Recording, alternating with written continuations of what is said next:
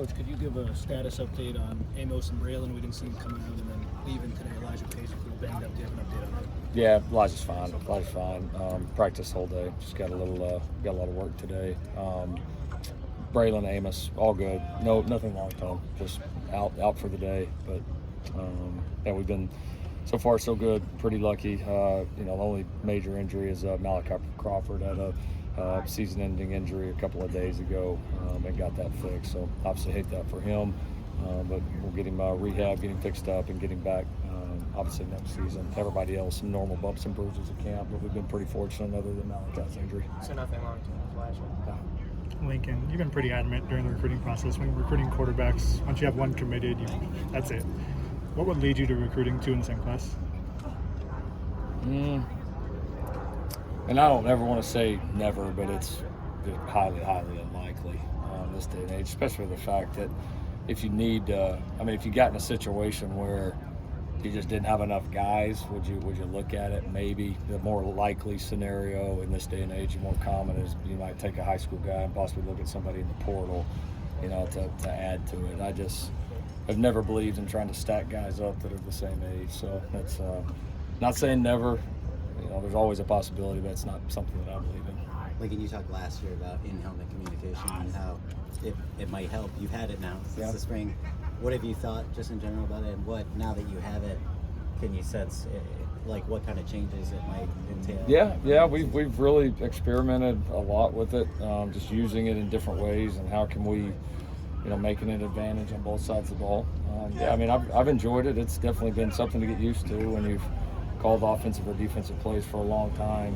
Without it, it's an adjustment. So nice that we were able to work it a little bit there in spring, and then obviously a bunch here. So yeah, we're starting, I think, to settle in on what role it'll have for us on both sides of the ball.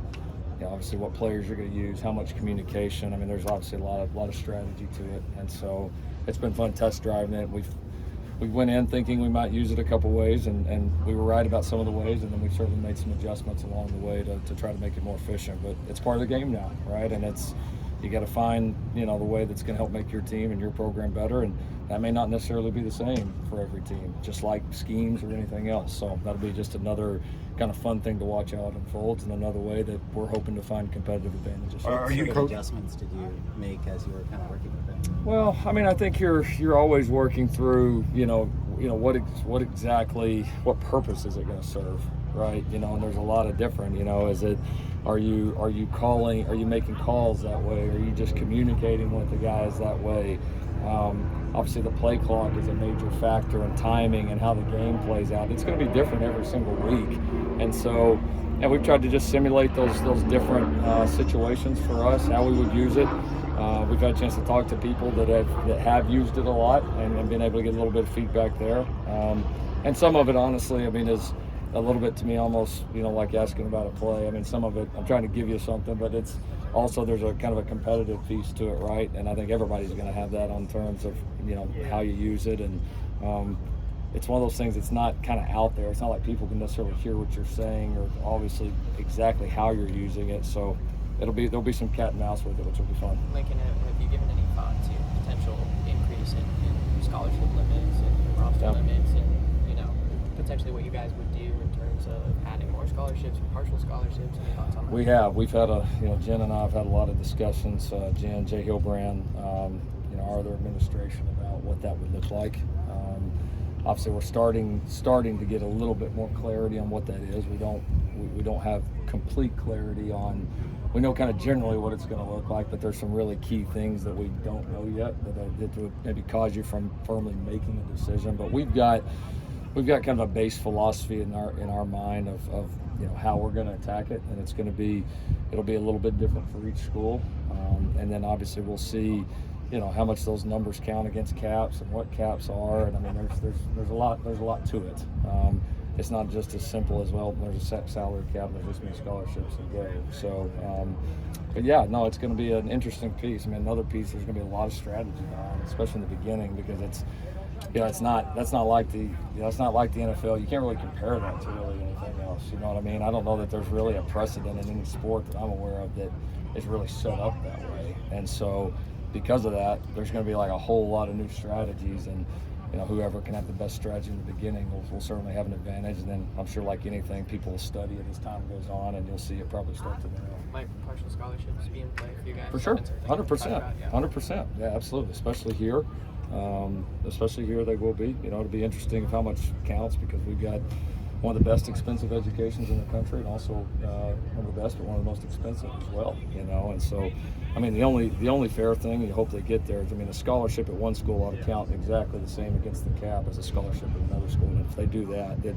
all these steps and all that we're taking is for equity, and if we do that, we're going the complete opposite direction. We don't talk as much about it, but the kicker competition, how do you see that? And what was the evaluation you made after last season that you wanted to bring in some more guys there? Yeah, we didn't perform well enough. I mean, just as simple as that. I mean, we missed some kicks that we need to make. We were not good in the kickoff department. I mean, honestly, our 10 guys on the kickoff team last year did a hell of a job, considering how few touchbacks that we had. And so, yeah, neither one was good enough to play at the level that we expect to play. And so we brought in some competition. We're looking at a lot of guys right now. We're doing more field goal snaps. We found some new ways to be efficient. We're doing more of those in practice than we've ever done in our career, because we've got several guys that we want to get a good look at early on here at camp, and then we're going to start narrowing that down pretty quick. But yeah, I mean, the new guys that we got in, obviously Lance, Ryan, a couple of those guys are kicking really well. Some of the guys that are returning, Dennis, Tyler, Garson, those guys have really, really improved. I mean, our numbers in the first part of camp, I get it to practice, were as good as Coach Doherty and I have ever had in all the years, any places that we've been, in terms of percentage. So that it's raised the competition in that room, and we'll have some tough decisions to make. But yeah, that was obviously done knowing that that part in particular we have to be better at, because we did so many good things on special teams last year. I mean, our punt return, our punt team last year were good enough to be a national championship team. I mean, they're national championship-like numbers, all right? But we know we got to be better in kickoff return, and then the whole kickoff, field goals, all that piece of it have been a big focus for us. You see that competition is wide open? Yeah, we did. We started it wide open, but it's one of those, like, you only got so many live kicks. And so it is wide open, but we have to make decisions quickly, and we got to start to narrow it, which we're getting pretty close to that point. Thank you, Coach Riley. Thank you. Thanks, guys.